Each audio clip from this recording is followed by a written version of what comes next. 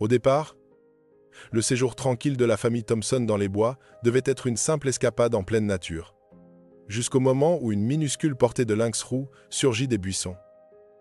L'animal n'était pas seulement affamé, il était désespéré.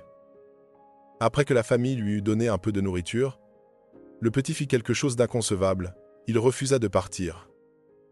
Au lieu de cela, il se mit à pousser des appels plaintifs, insistant pour que la famille le suive dans la forêt dense. Les Thompson n'avaient aucune idée que ce petit félin affolé allait les conduire au bord d'une falaise mortelle. C'est alors qu'ils l'entendirent, un autre cri, plus faible mais impossible à confondre, provenant d'une corniche 20 pieds plus bas. Une mère lynx, affolée, se trouvait non loin de là, impuissante. Ce que cette mère sauvage allait faire plus tard pour les remercier changerait la vie des Thompson à jamais. Le soleil du matin projetait de longues ombres à travers les majestueux pins ponderosa de la forêt nationale de Prescott, en Arizona, drapant les reliefs rocheux de nuances d'or et d'ambre. La famille Thompson avait choisi cette clairière pour leur week-end de camping, attirés par la promesse de solitude et le murmure du vent dans les arbres anciens. John Thompson, contremaître dans la construction à Phoenix, avait promis depuis longtemps à sa femme Alice cette parenthèse loin de tout. Leurs deux adolescents, Mark et Sarah, avaient accepté à contre-cœur de laisser leur téléphone dans la voiture et avaient maugréé pendant les 3 heures de route vers le nord. La clairière se trouvait parfaitement nichée entre d'imposantes formations de granit et un épais bosquet de genévriers. John venait à peine de terminer l'installation de leur tente bleue en forme de dôme. Lorsqu'Alice l'appela depuis l'endroit où elle avait improvisé la cuisine du campement, elle avait étendu une nappe à carreaux sur un grand rocher plat et commençait à préparer les sandwichs pour le déjeuner. La dinde qu'elle avait rôtie la veille emplissait l'air d'un parfum savoureux qui rivalisait avec l'odeur vive de la sève de pine et de la sauge du désert. « Papa, regarde !» La voix de Sarah fendit l'air calme du matin. Elle se tenait immobile au bord du campement, pointant du doigt un groupe de buissons de manzanita. Une minuscule silhouette en sortit, glissant entre l'écorce rougeâtre et les branches noueuses. Un jeune lynx roux, âgé de 8 semaines tout au plus. Le pelage tacheté, couvert de poussière et de petits débris végétaux. Le petit avançait avec une urgence inhabituelle, loin de la prudence que les animaux sauvages manifestent habituellement près des humains. Ses yeux couleur d'ambre étaient grands ouverts, emplis d'une détresse qu'Alice reconnut immédiatement. Avant d'avoir des enfants, elle avait travaillé comme technicienne vétérinaire. Et elle avait vu cette expression chez d'innombrables animaux arrivant en clinique. Ce n'était ni de la curiosité, ni une simple faim. C'était de la panique. « Ne bougez pas », murmura John, même si le petit félin semblait focalisé sur autre chose que sa propre survie. Il s'approcha de leur coin pique-nique d'un pas décidé, ses minuscules pattes ne laissant aucune trace sur le sol sablonneux. Lorsqu'il atteignit le rocher où reposait leur sandwich, il poussa un cri à mi-chemin entre un miaulement et une plainte déchirante. Un son qui fit battre le cœur d'Alice plus fort. Sans réfléchir, Alice déchira quelques morceaux de dinde et les déposa au sol, puis recula lentement. Le petit lynx s'approcha d'abord, avec prudence, puis dévora la viande avec une férocité qui témoignait de son état. Entre deux bouchées, il s'arrêtait pour regarder la famille. Surtout Alice, comme s'il tentait de leur transmettre quelque chose d'urgent. Mark, d'ordinaire plongé dans son propre monde, observait la scène avec une fascination sincère. « Maman, il y a quelque chose qui cloche. Regarde comme il n'arrête pas de jeter des coups d'œil vers les arbres. » Lorsque le petit eut terminé de manger, il ne s'enfuit pas comme il s'y attendait. Au contraire, il fit quelques pas vers la lisière de la forêt, s'arrêta, puis se retourna vers eux. Le message était limpide. « Suivez-moi. Nous ne devrions pas intervenir dans la vie sauvage, » dit John, mais sans grande conviction. Le lynx poussa un nouveau cri, plus insistant encore, puis avança de quelques pas supplémentaires avant de se retourner à nouveau. « John, » murmura doucement Alice. « Je crois qu'il a besoin d'aide. » Contre son instinct de prudence, John hocha la tête. « Sarah, Mark, restez près de nous. » On va simplement voir ce qu'il se passe. La famille suivit le petit lynx le long d'un étroit sentier d'animaux qui serpentait entre d'énormes rochers et des buissons d'opuntias épineux. Le chemin devint plus raide, et le soleil du matin grimpait dans le ciel, accentuant la chaleur sèche du désert. Le petit avançait à une vitesse surprenante pour une créature si jeune, s'arrêtant parfois pour vérifier qu'il le suivait toujours. Après près de 15 minutes de marche, le sentier déboucha sur un panorama spectaculaire. À leur gauche, une falaise abrupte plongeait dans le vide. À leur droite, des rochers acérés formaient une barrière naturelle. Le petit lynx se précipita jusqu'au bord du précipice et se mit à miauler frénétiquement, son cri résonnant contre les parois du canyon. C'est alors qu'ils l'entendirent. Un autre appel, plus faible, mais clairement similaire, provenant de plus bas. John se jeta au sol et rampa jusqu'au bord, observant avec la plus grande prudence. À environ 20 pieds en contrebas, sur une corniche à peine plus large qu'un paillasson, un deuxième petit lynx s'était accroché tant bien que mal à la paroi rocheuse. Sa patte arrière semblait coincée dans une fente du granit et chaque mouvement qu'il tentait d'esquisser ne faisait qu'aggraver sa situation. Au-dessus, sur un éperon rocheux accessible uniquement par une traversée presque impossible, une femelle lynx faisait les 100 pas la mer. Son corps puissant était tendu comme un arc, cherchant désespérément un moyen d'atteindre son petit piégé. Mais la paroi n'offrait aucune voie sûre. Ses yeux d'ambre croisèrent ceux de John, et dans ce regard, il lut quelque chose qui dépassait la frontière entre humains et animaux, une détresse maternelle pure. « Mon Dieu !» souffla Alice, la main devant la bouche. Le petit est coincé. Le cri du bébé lynx devint plus désespéré. Ses petites pattes libres grattaient frénétiquement la roche lisse, sans y trouver la moindre prise. Chaque mouvement risquait de le faire basculer dans le vide. S'il tombait sur les rochers acérés, en contrebas, ses chances de survie seraient quasi nulles. John examina la paroi rocheuse avec l'œil d'un homme ayant passé des années sur des chantiers. La falaise était composée en grande partie de granit lisse, avec très peu de prises. Ils avaient emporté du matériel de camping basique, dont une corde de 9 mètres dans leur sac à dos, mais aucun équipement d'escalade. Le poste de garde forestier le plus proche se trouvait à au moins 1 heure de marche. « Et d'ici là, je descends », déclara John, d'une voix ferme malgré la peur qui lui traversait le corps. « John ?»« Non ?» Alice agrippa son bras. « C'est de la folie. Tu n'es pas un grimpeur. On devrait t'appeler les secours. On n'a pas le temps. Regarde-le. Ce petit est à bout de force. Il ne tiendra jamais jusqu'à l'arrivée de l'aide. » Mark, qui contestait volontiers les décisions de son père habituellement, resta silencieux. Il reconnaissait ce regard déterminé, le même que son père avait eu lorsqu'il avait sauvé l'enfant de leur voisin tombé dans la piscine l'été précédent. John vida ses poches, retira ses chaussures de randonnée pour avoir une meilleure adhérence, et attacha l'extrémité de la corde autour de sa taille. Mark, Sarah, enroulez l'autre extrémité autour de ce pin et faites un nœud solide. Alice, guide-moi si tu vois une meilleure prise. Les premiers mètres furent relativement faciles. John trouva des minuscules crevasses où accrocher ses doigts, et de fines arêtes où poser ses orteils. Mais plus il descendait, plus la paroi devenait traîtresse. Une fine couche de sueur lui perlait déjà sur le front, due autant à la chaleur qu'à la tension. Son expérience dans la construction lui avait appris à respecter les marges de sécurité et à calculer les risques.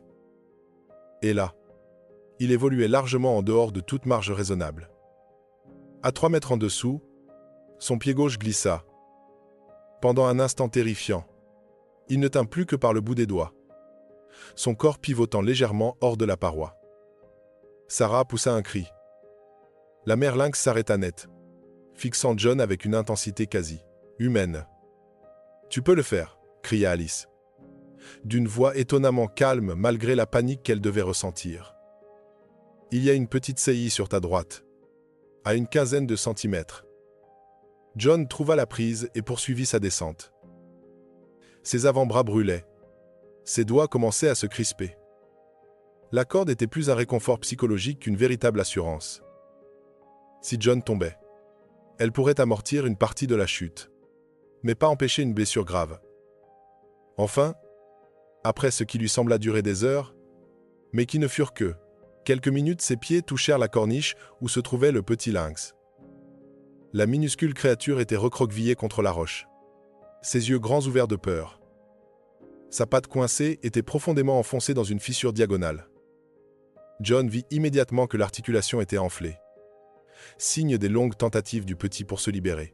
« Coucou, toi » murmura John d'une voix douce, la même qu'il utilisait autrefois pour rassurer ses enfants pendant les orages. « Je suis là pour t'aider. » Avec une patience infinie, John examina la patte coincée.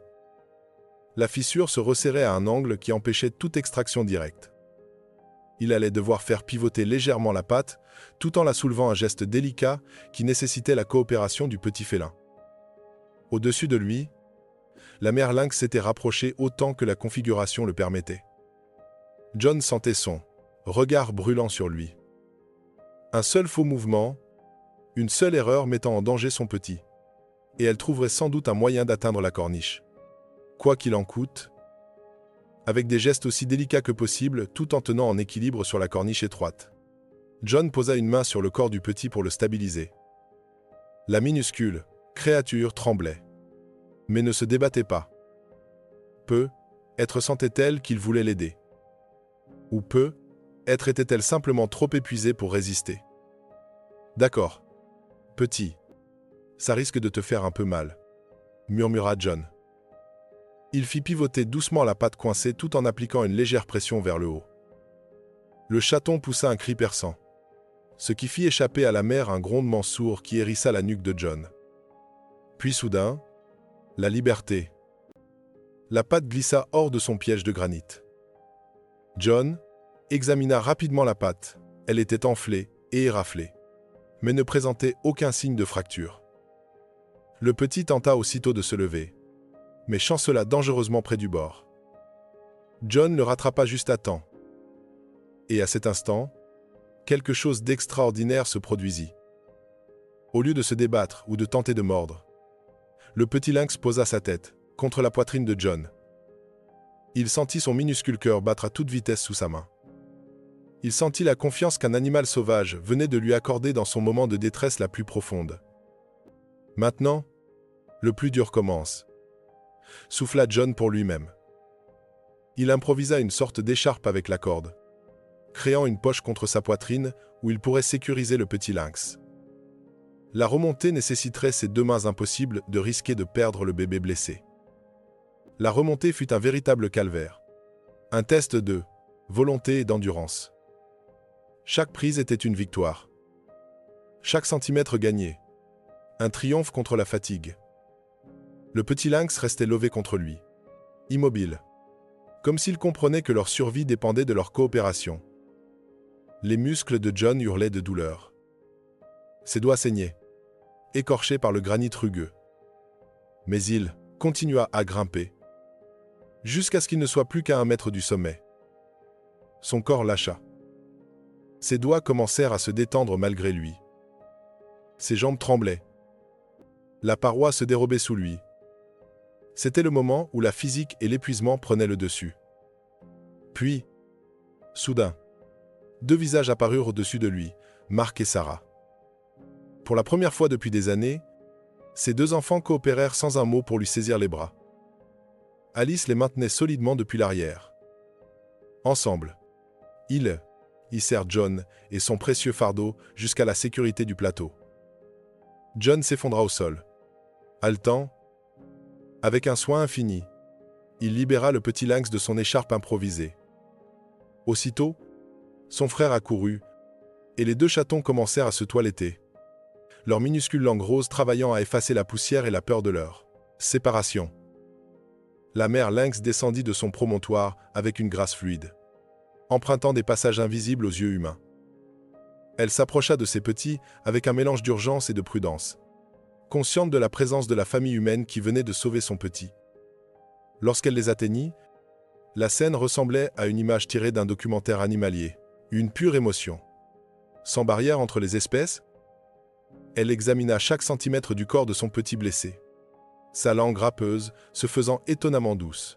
Lorsqu'elle lécha sa patte meurtrie, la famille Thompson resta silencieuse, épuisée, témoin d'un moment profondément poignant. Les larmes montèrent aux yeux d'Alice. Le stress, la peur, puis le soulagement. Tout se déversait d'un coup. Elle voulut attraper sa gourde dans son sac, mais se rendit compte qu'elle l'avait laissée dans la clairière, lorsqu'ils avaient suivi le premier chaton en urgence. C'est alors que la mère lynx fit quelque chose qui resterait gravé dans leur mémoire pour toujours. Elle attrapa le sac d'Alice entre ses mâchoires puissantes, non pas avec agressivité, mais avec un soin délibéré, puis le porta jusqu'à l'endroit où Alice était assise. Elle le déposa doucement devant elle, avant de reculer. Le message était clair. « Merci ». Les mains d'Alice tremblaient lorsqu'elle ouvrit son sac et porta sa gourde à ses lèvres. John, malgré son état d'épuisement, se mit à rire, un rire nerveux, libérateur, et toute la famille se laissa gagner par cette bouffée de soulagement. Ils restèrent ainsi un moment, assis dans le soleil du matin, deux espèces partageant un instant de compréhension parfaite. La famille de lynx ne partit pas immédiatement. La mère laissa son petit blessé se reposer, jetant de temps en temps un regard vers les humains, un regard qui ressemblait étrangement à de la gratitude. Le chaton indemne, enhardi par cette atmosphère paisible, s'approcha même de John, frotta sa petite tête contre sa jambe, puis repartit en trottinant rejoindre sa mère. 1 heure plus tard, alors que le petit boitait moins, la mère lynx rassembla ses deux petits. Elle commença à s'éloigner vers la forêt profonde. Mais arrivée à la lisière des arbres, elle s'arrêta. Elle se retourna. Ses yeux d'or croisèrent ceux d'eux, chacun des membres de la famille Thompson, un par un. Puis elle disparut dans l'ombre des pins, ses petits sur ses talons. Les Thompson reprirent le chemin du campement dans un silence pensif. Mark aidait son père, dont les bras étaient trop épuisés pour porter le sac à dos. Sarah restait près de sa mère, lui prenant parfois la main sans même s'en rendre compte. Ils plièrent le campement cet après-midi-là. Le week-end se termina plus tôt que prévu. Mais personne ne s'en plaignit. Ils avaient vécu quelque chose de bien plus précieux qu'un simple séjour en pleine nature. Sur la route du retour, tandis que le désert laissait place aux paysages urbains de Phoenix, ils reparlèrent de ce qui venait de se produire. Mark, habituellement collé à son téléphone, n'avait même pas pensé une seule fois à filmer l'événement. Sarah, d'ordinaire obsédée par ses réseaux sociaux, n'avait pris aucune photo. Ils avaient été totalement présents. Et cela, en soi, était un cadeau. Les mains de John, bandées par Alice à l'aide de la trousse de secours de la voiture, mirent quelques semaines à guérir. Les égratignures et les bleus disparurent. Mais ce dont il se souviendrait toujours, c'était du poids minuscule de ce chaton contre sa poitrine. La confiance fragile d'un animal sauvage qui n'avait eu que lui comme espoir. L'histoire devint une légende familiale, racontée lors des réunions et des fêtes. Certains amis et parents doutaient du geste de remerciement de la mère lynx. Mais les Thompson ne se souciaient pas du scepticisme. Ils savaient ce qu'ils avaient vécu. Ils avaient entrevu un monde parallèle au leur. Un monde secret où les frontières entre les espèces s'estompent quand la compassion entre en jeu. 3 ans plus tard, l'entreprise de John décrocha un contrat pour construire des maisons sur mesure dans la région de Prescott. Il convainquit Alice de l'accompagner pour une visite du site. Et ils décidèrent de retourner sur le sentier où tout s'était passé. Ils ne s'attendaient à rien, les animaux sauvages ne répètent pas ce genre de rencontre. Pourtant, alors qu'ils déjeunaient assis sur un rocher familier, un mouvement dans les buissons de Manzanita attira leur attention. Un lynx roux adulte en sortit, en parfaite santé, avec des marques distinctives qu'ils reconnurent immédiatement. Derrière elle trottaient 3 petits, curieux et intrépides. La femelle les observa et s'arrêta. Pendant un bref instant, ses yeux dorés semblèrent exprimer une forme de reconnaissance. Elle ne s'approcha pas, respectant la frontière entre sauvage et humain, mais elle ne s'enfuit pas non plus. L'un de ses petits boitait légèrement, de la patte arrière.